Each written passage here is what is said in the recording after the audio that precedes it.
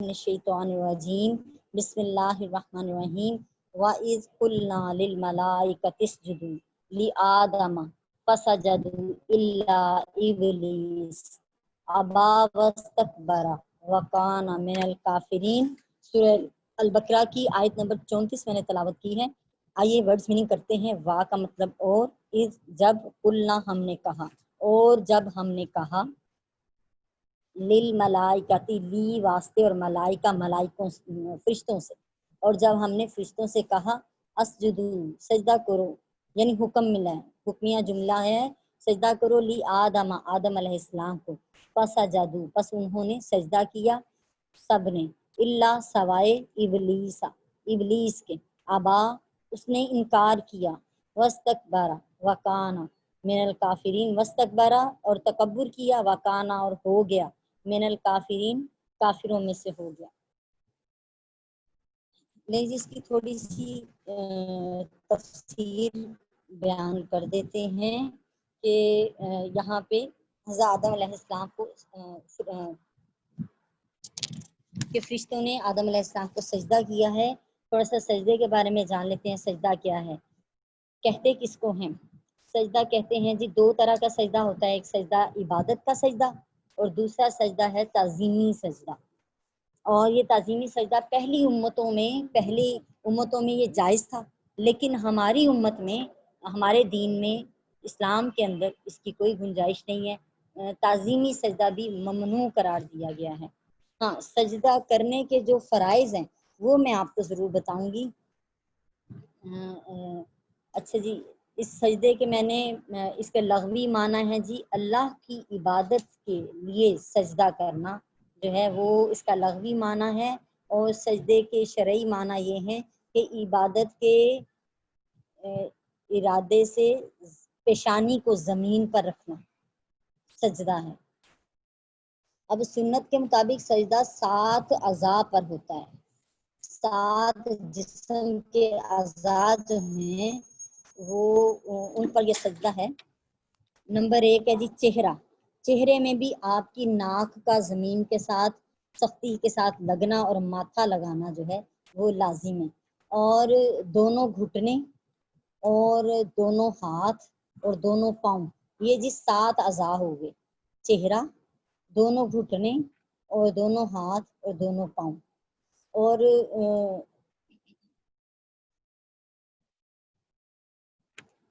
अब जो औरत का सजदा है, औरत के लिए हुक्म है कि अपने दोनों पाँव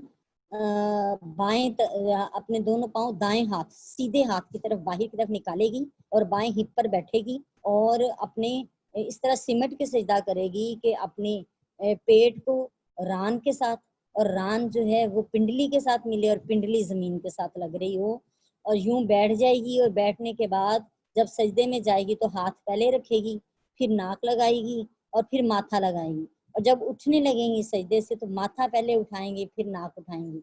और अगर नाक सख्ती महसूस ना करे ज़मीन की तो वो सजदा ही दुरुस्त नहीं है। दोनों कानों के लुओं के बराबर हाथ रखा जाएगा और सजदा किया जाएगा। और इतनी देर के लिए सजदे में जाना है कि कम से कम 3 मरतबा आप सुबहाना रब्बियल आला पढ़ सकें, क्योंकि सजदा ताज़ीमी तो हमारे दीन में मौजूद ही नहीं है।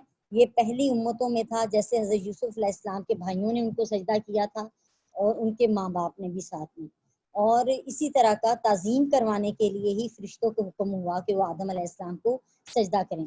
एक मरतबा नबी पाक अलैहिस्सलाम के कुछ असहाब थे, सहाबा इकराम रदियल्लाहु ताला अन्हुम, वो किसी दूसरे मुल्क में गए, बाहर अपने अरब से बाहर गए, तो उन्होंने देखा कि वहाँ के लोग अपने बादशाह को सजदा करते हैं। तो उन्होंने आपस में कहा कि हमारे नबी तो 2 जहां के बादशाह हैं, तो सजदे का, ताज़ीमी सजदे का हक तो वो रखते हैं।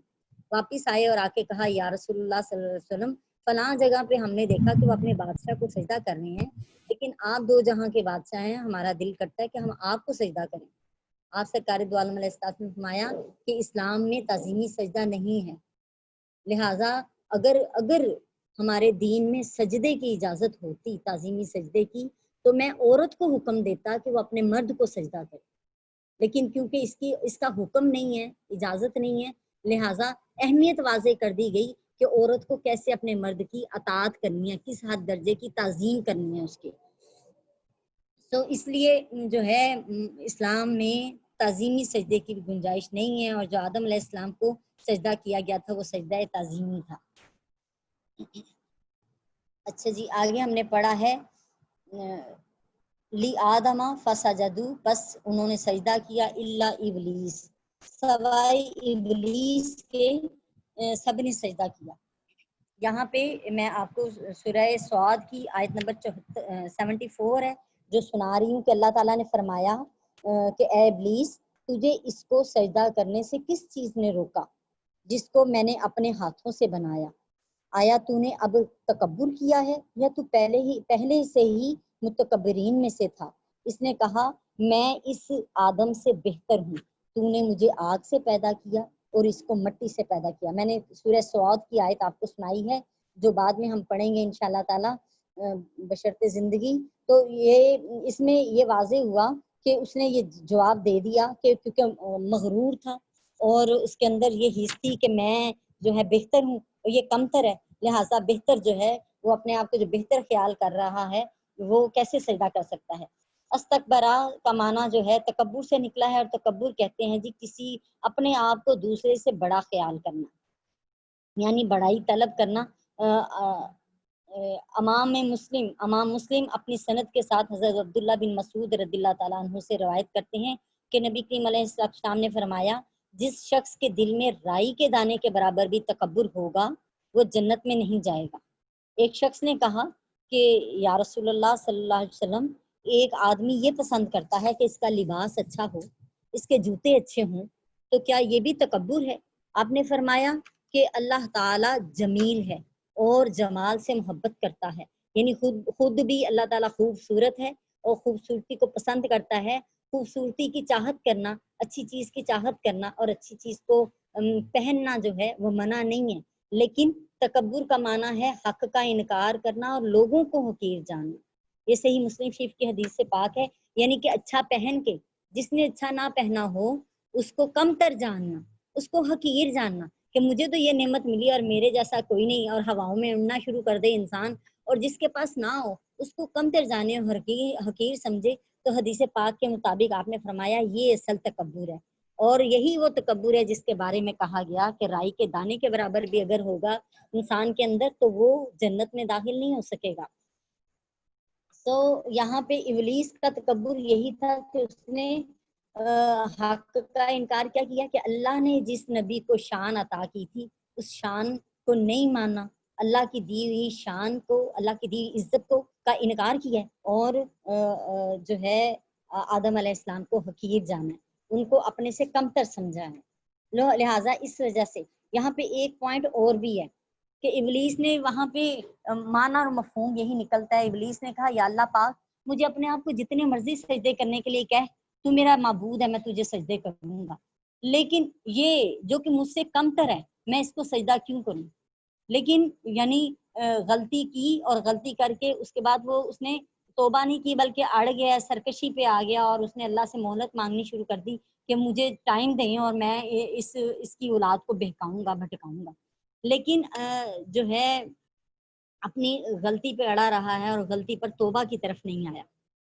اس نے یہ تکبر کر کے ہمیں یہاں پہ یہ پوائنٹ مل رہا ہے کہ نبی کو جو عزت عطا کی ہے وہ اللہ نے دی ہے، اور اللہ کی دی عزت اور شان کو ماننا جو ہے یہ اللہ کا حکم ماننا ہے کہ اللہ جسے عزت دے رہا ہے، اللہ تعالیٰ جسے شان و شوکت دے رہا ہے اس کا ماننا اصل میں اللہ ہی کی اطاعت ہے.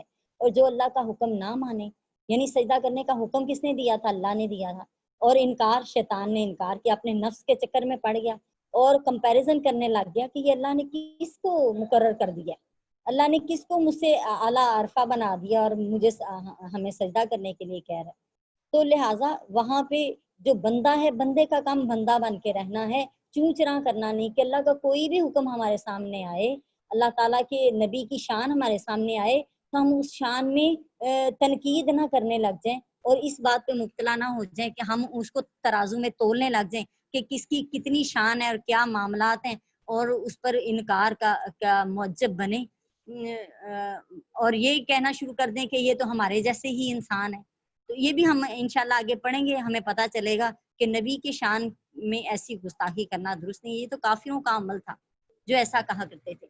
لہٰذا شیطان نے جو نبی کی شان کو نہیں مانا جو اللہ نے انہیں دی تھی، تو وہ کن میں سے ہو گیا؟ وَكَانَ مِنَ الْكَافِرِينَ، تو وہ کافروں میں سے ہو گیا، انکار کرنے کے سبب اور تکبر کرنے کے سبب۔ انکار کس کا کیا جی؟ اللہ کا انکار کیا، حق کا انکار کیا، اور تکبر یہ کیا کہ اپنے آپ کو برتر بہتر جانا ہے، اور جو ہے آدم علیہ السلام کو کمتر جانا ہے، جس کی وجہ سے انہوں نے جو ہے اس نے ابلیس نے سجدہ کرنے سے انکار کیا۔ اب ابلیس کون ہے جی؟ ابلیس کا ابلاس سے یہ نکلا ہے لفظ جس کا معنی مایوس ہونے کے ہیں، اور اس کے حوالے سے میں ایک آدھ آپ کو حدیث پاک بھی سنا دیتی ہوں۔ حضرت ابن عباس رضی اللہ تعالیٰ عنہما نے کہا کہ ابلیس کا نام عزازیل تھا، یہ معزز فرشتوں میں تھا اور 4 پروں والا تھا، اور اس کے بعد یہ اللہ کی رحمت سے مایوس کر دیا گیا، اور کہ اس وقت تو فرشتوں کے درمیان تبلیغ کرتا تھا، اتنا اس کا معاملہ تھا، اور اس کے باوجود بھی شاید اس مقام پر تھا، اور اس مقام نے اس کے اندر غرور و تکبر پیدا کیا، اور کیونکہ وہ آگ سے بنایا گیا تھا، اور مختلف جگہوں پہ اس حوالے سے بھی آیا کہ قرآن پاک میں سورہ کہف میں آیا کانا من الجنی، کہ یہ جنوں میں سے تھا، اور جنات کی صفت ہے کہ وہ ان کی نسل بڑھتی ہے، آگے چلتی ہے، اور جو ہے فرشتے جو ہیں ان کی نسل نہیں چلتی، نہ ان کی شادیاں ہیں نہ ان کی نسلیں بڑھتی ہیں۔ اور اس کے علاوہ اللہ تعالیٰ ارشاد فرماتے ہیں سورہ التحریم میں کہ فرشتے اللہ تعالیٰ کی نافرمانی نہیں کرتے، اور لیکن ابلیس نے اللہ تعالیٰ کی نافرمانی کی ہے۔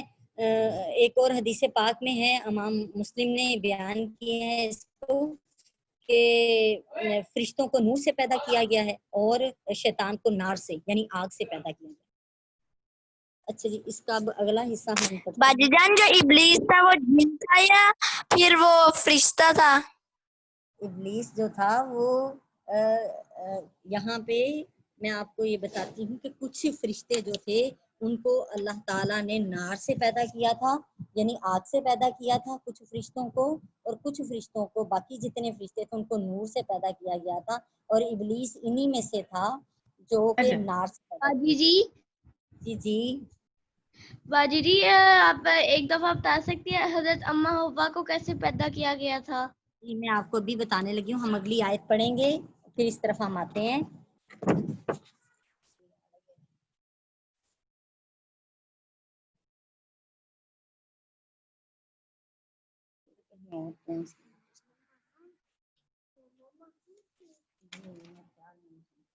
بسم اللہ الرحمن الرحیم وَقُلْنَا يَا آدَمُ اسْكُنْ أَنْتَ وَزَوْجُكَ الْجَنَّةَ، اور ہم نے کہا اے آدم تم اور تمہاری بیوی جنت میں رہو، وَقُلَا اور کھاؤ منہا یہاں سے اس جنت میں سے، رغدن جی بھر کر، حیث شئتما جہاں سے بھی تم دونوں چاہو، جہاں سے بھی تم دونوں چاہو اس جنت میں سے کھاؤ، وَلَا تَقْرَبَا هَٰذِهِ الشَّجَرَةَ بس اس درخت کے قریب نہ جانا، فَتَكُونَ مِنَ الظَّالِمِينَ ورنہ تم ظالموں میں سے ہو جاؤ گے۔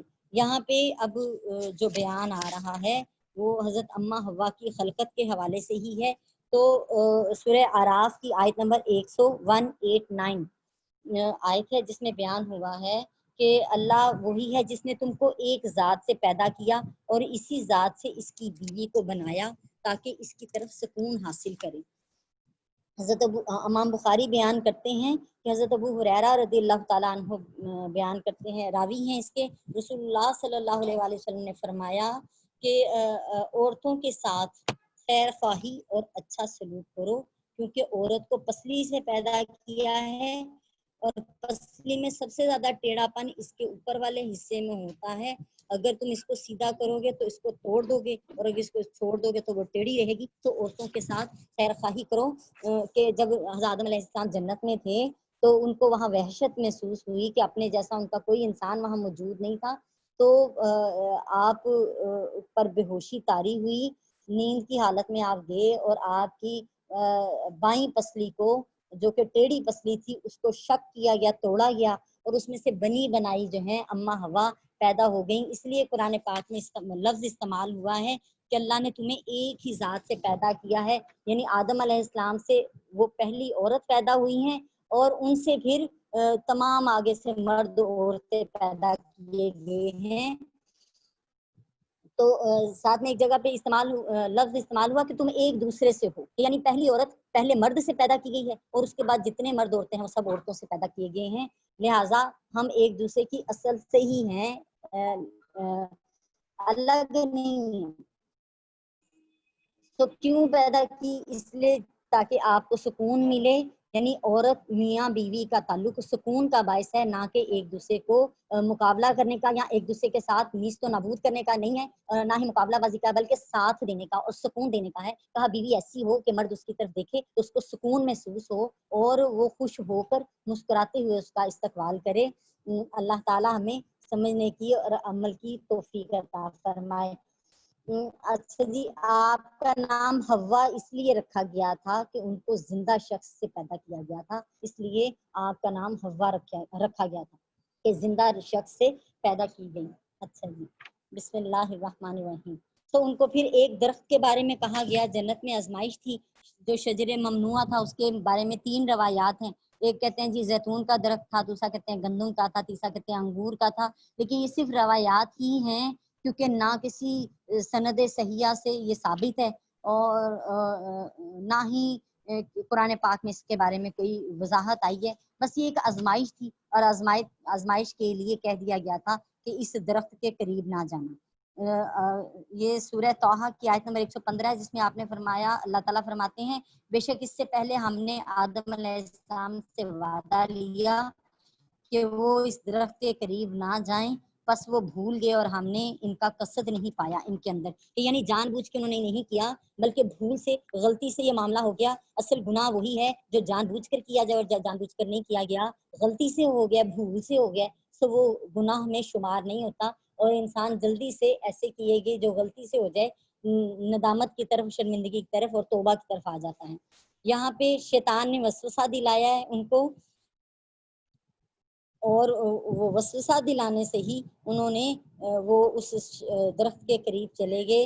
اور آگے آ رہا ہے جی، بسم اللہ الرحمن الرحیم، فَأَزَلَّهُمَا الشَّيْطَانُ، پس پھسلا دیا شیطان نے انہا ان دونوں کو، یعنی اس حکم سے پھسلا دیا شیطان نے، فَأَخْرَجَهُمَا، پس نکال دیا ان دونوں کو، مما جس میں تھے، کانا وہ، من سے ما جو کانا تھے، فی ہی اس جنت میں جہاں وہ موجود تھے، وہاں سے ان دونوں کو نکال دیا۔ وَقُلْنَا، اور ہم نے کہا، اہبطوا، نیچے اترو، بعضکم لبعض عدو، تم باجی جی، سب ایک دوسرے کے دشمن ہو۔ جی بیٹے، آپ کی آواز کٹ کٹ کے آ رہی ہے۔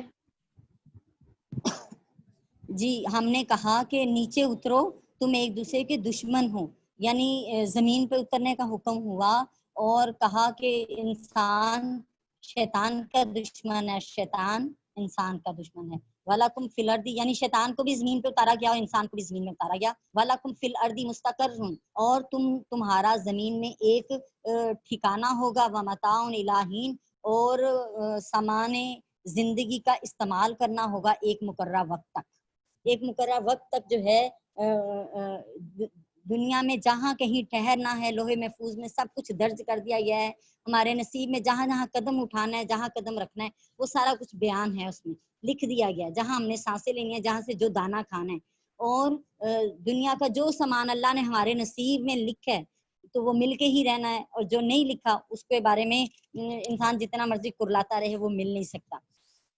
لہٰذا جو ہے یہاں پہ یہ بات بتا دی جائے کہ انسان جو ہے شیطان کا، اور شیطان انسان کا دشمن ہے۔ یہاں پہ شیطان نے دشمنی پال لی ہے اور اللہ کی بارگاہ میں یہی کہا کہ مجھے مہلت دیں، تو اللہ تعالیٰ نے مہلت دے کر ان کو زمین پہ اتار دیا۔ اب ہمارا سب سے بڑا دشمن کون ہے جی؟ وہ شیطان ہے، جو مقابلے پہ آیا ہے، مہلت لی ہے اس نے اللہ تعالیٰ سے، قیامت تک کے لیے ٹائم لیا ہے، اور اس کا مقصد کیا ہے؟ ہمارے دشمن کا سب سے بڑا مقصد یہ ہے کہ انسان کو بہکا دے سیدھے راستے سے۔ شیطان نے کہا میں ہر سیدھے راستے پہ آ کے بیٹھوں گا۔ یہی وجہ ہے کہ دیکھ لیں ہماری بہت ساری باجیاں ایسی ہیں جو کہ قرآن کلاس لینا بھی ان کے لیے مشکل ہے. کیوں؟ اس لیے کہ شیطان آ کر حملہ کرتا ہے، کہتا ہے فلاں کام ہے فلاں کام ہے، لہٰذا بڑا مشکل کام ہے، مت کرو یہ.